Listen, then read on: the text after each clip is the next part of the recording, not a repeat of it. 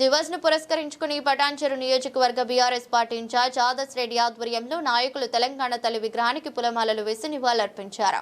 అనంతరం సంగారెడ్డి జిల్లా BRS party కార్యాలయంలో జరిగిన ప్రధాన దీక్షా దివస్ కార్యక్రమంలో పాల్గొన్నారు.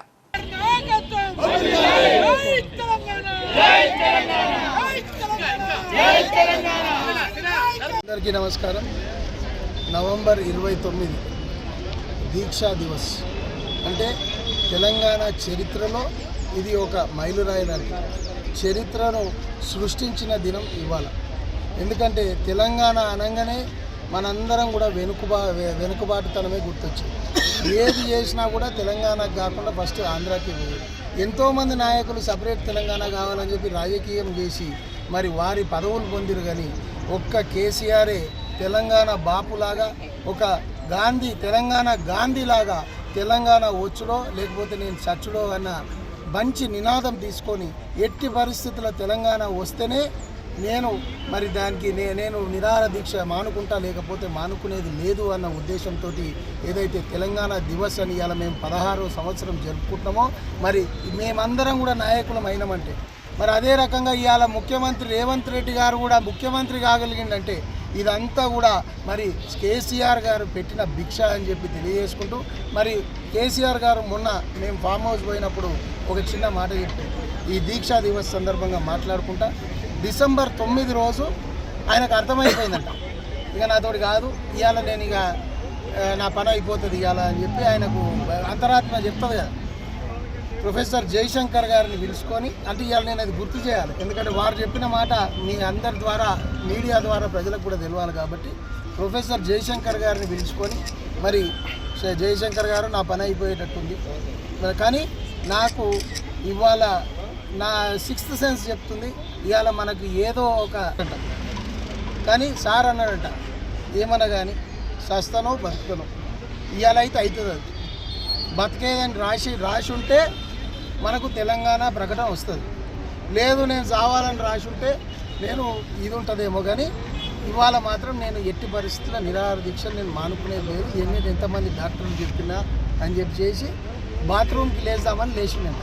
ఆయనకు లేస్తే కూడా కాలు నిలబడే పరిస్థితి లేక పడే స్థాయికి వచ్చిందండి.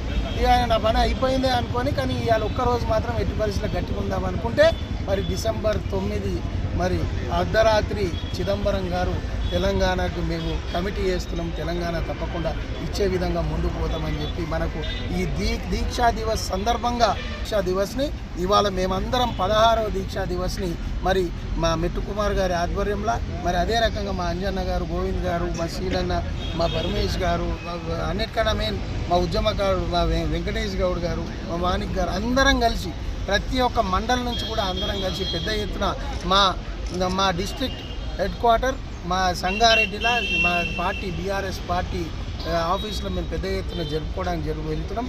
మరి పటాన్చెరు మళ్ళొకసారి చెప్తున్నా, ఎమ్మెల్యే గారు ఉన్నా లేకున్నా ఈ జరిగే 8 గ్రామ పంచాయతీలు గుమ్మడిదలలో 3 గ్రామ పంచాయతీలు పటాన్చెరులో మేము టీఆర్ఎస్ పార్టీ జయకేతనం ఎగరబోతుంది. మరి చాలామంది అంటారు ఎమ్మెల్యే పోయిరు కాబట్టి ఈ గ్రామ పంచాయతీలు ఏమవుతాయి, లోకల్ బాడీస్ ఏమవుతాయి అని. మా నాయకులు అందరం కూడా గట్టిగా నిలబడి ప్రతి ఒక్కరం కూడా మేము ఎట్టి పరిస్థితుల్లో ప్రతి ఒక్క గ్రామ పంచాయతీ మీద మేము మా టీఆర్ఎస్ పార్టీ జెండా ఎగిరేసే విధంగా పనిచేస్తామని చెప్పి తెలియజేసుకుంటూ మరొకసారి ఇక్కడికి విచ్చేసిన కార్యకర్తలకు, నాయకులకు, మీడియా సోదరులందరికీ కూడా ధన్యవాదాలు తెలియజేసుకుంటూ సెలవు.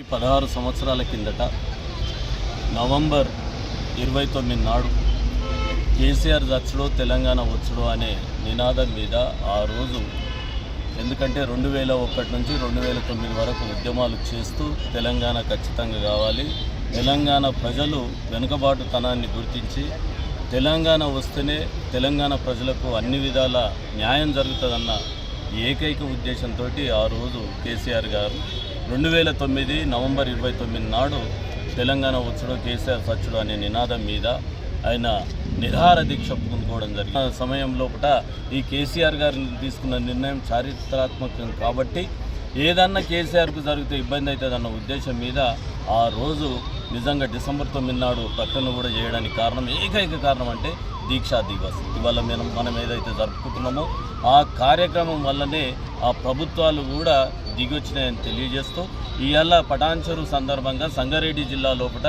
కంది గ్రామం లోపల మా జిల్లా నాయకుల ఆధ్వర్యం లోపల దీక్షా దివస్ కార్యక్రమాన్ని చేసుకుంటున్నాం. లాస్ట్ ఇయర్ కూడా చేసుకున్నాం బ్రహ్మాండంగా, ఈ సంవత్సరం కూడా చేసుకుంటున్నాం.